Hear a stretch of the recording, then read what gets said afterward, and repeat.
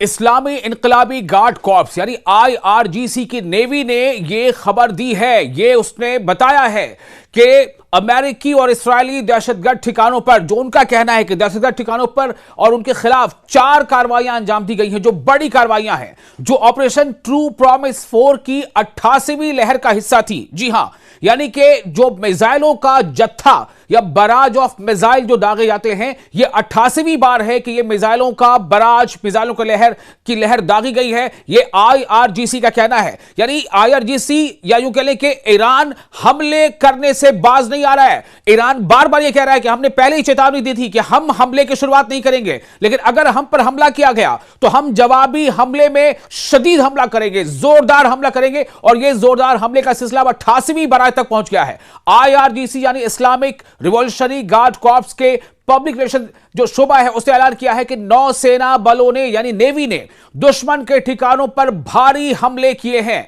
उनके बयान के मुताबिक इस्राएली निजाम का एक कंटेनर जहाज जिसका नाम एक्सप्रेस हाफलोंग है, फारस की खाड़ी के बीचों बीच बैलिस्टिक मिसाइलों से निशाना बनाया गया। बयान में आगे कहा गया है कि दूसरी ज्वाइंट ऑपरेशन में, मुश्तरका कार्रवाई में, दूसरे ज्वाइंट ऑपरेशन में संयुक्त अरब अमारात यानी यूएई के साहिल पर अमेरिकी मरीन का एक ठिकाना, जहां वो ईरान की तबाहकुन मिसाइलों के डर से फौजी अड्डों के बाहर छिपे हुए थे, धमाकेदार ड्रोन के जरिए ठीक निशाने पर, बिल्कुल टारगेटेड प्रिसिशन अटैक के साथ ही उसे तबाह कर दिया गया है। यह आईआरजीसी का दावा है। याद करें आप, डोनाल्ड ट्रंप ने क्या कहा था हमले के शुरुआती दिनों में? 28 तारीख थी वो फरवरी की, 28 तारीख को, फरवरी की 28 को एक तरफ बातचीत का जो है सिलसिला चल रहा था, और उसके ठीक उलट, जैसा ईरान का कहना है कि धोखा देते हुए अमेरिका और इस्राएल ने ईरान पर हमले कर दिए थे, तेहरान पर बमबारी की थी। यह वो हमला था जिसके बाद से ईरान ने पलटवार शुरू किया है।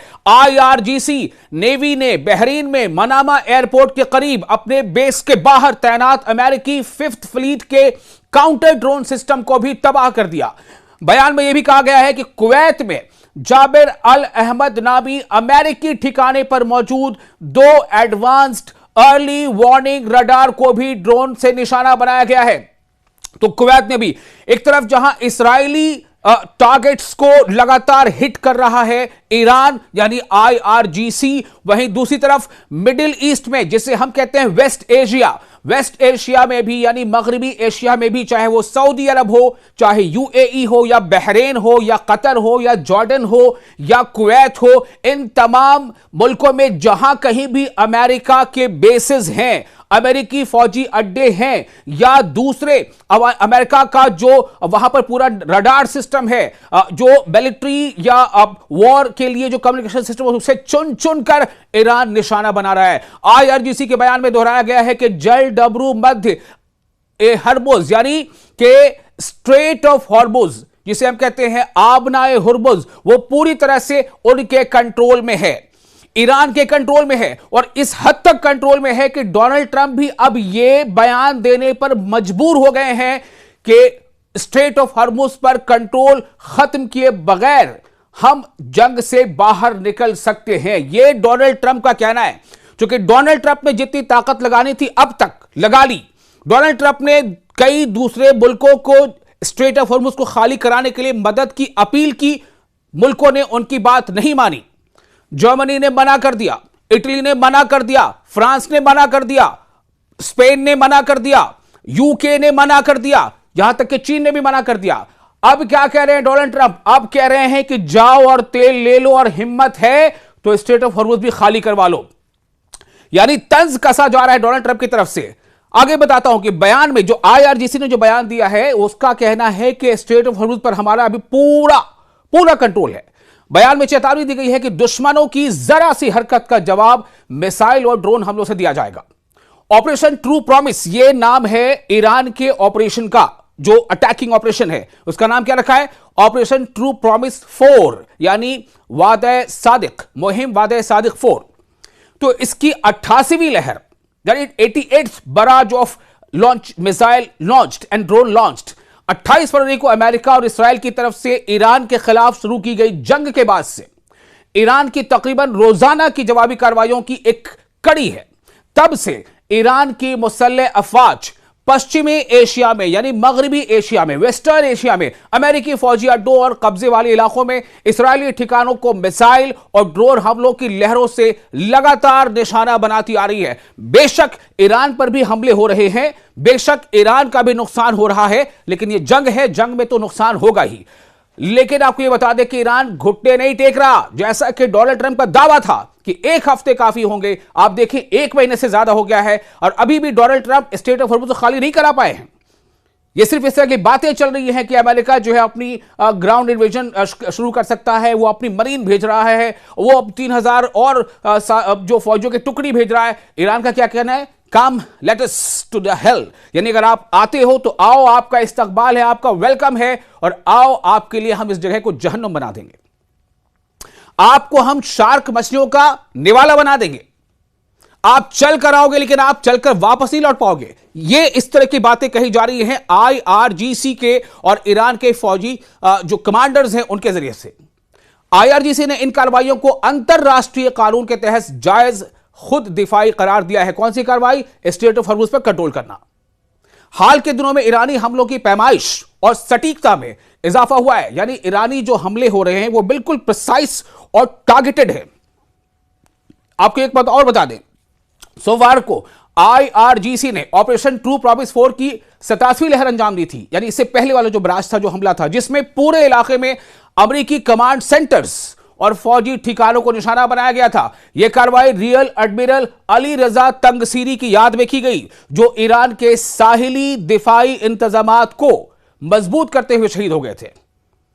इस ऑपरेशन में UAE के अल मिनहाद एयर बेस के करीब एक अमेरिकी कमांड एंड कंट्रोल सेंटर को पूरी तरह से तबाह किया गया, जहां 200 से ज्यादा अमेरिकी कमांडर और अफसर मौजूद थे। साथ ही बहरीन में अमेरिकी 5th फ्लीट के कमांडरों के ठिकाने को भी निशाना बनाया गया। IRGC ने अपने निशानों का दायरा बढ़ाते हुए अमेरिकी फौजी सप्लाई चेन से जुड़े इक्तिसादी ढांचे को भी, यानी जो इकोनॉमिकल एस्पेक्ट है, जहां से जो है इकोनॉमी मजबूत होती है, उस ढांचे को भी शामिल किया है। 28 मार्च को एक हमाहंग मिसाइल और ड्रोन कार्रवाई में ईरान ने UAE में एमिरेट्स एल्यूमिनियम यानी EMAL, जिसे शॉर्ट में एमाल कहा जाता है, एमिरेट्स एल्यूमिनियम प्लांट, जो दुनिया की सबसे लंबी एल्यूमिनियम प्रोडक्शन लाइन है, और बहरीन के एल्यूमिनियम बहरीन, जिसे शॉर्ट में ALBA अल्बा कहा जाता है, यानी एल्यूमिनियम बहरीन, इस प्लांट को निशाना बनाया। यह कब हुआ? जब इसराइल और अमेरिका के हमले में ईरान के स्टील प्लांट को निशाना बनाया गया, तो उसका तुर्की बदुर के जवाब देते हुए टिट फॉर टैट दो एल्युमिनियम के प्लांट्स को निशाना बनाया गया, जो या तो अमेरिकी अलाइज के मुल्कों में थे और या फिर उसमें अमेरिका का बहुत बड़ा शेयर था। इसीलिए निशाना बनाया ईरान ने उसे दो एल्युमिनियम प्लांट्स को। अब आपको ये बता दें कि ये दोनों अमेरिकी सरमायाकारी से चलता था। इसके लिए इन्वेस्टमेंट किससे की थी? अमेरिका ने। और अमेरिकी फौजी इंडस्ट्री को सप्लाई में अहम किरदार अदा करता था, यानी कि यहां से जो प्रोड्यूस निकलता था, जो प्रोडक्शन होता था इसका, वो अमेरिका के मिलिट्री के लिए उसका इस्तेमाल होता था, यहां के प्रोडक्शन का, यहां की चीजों का।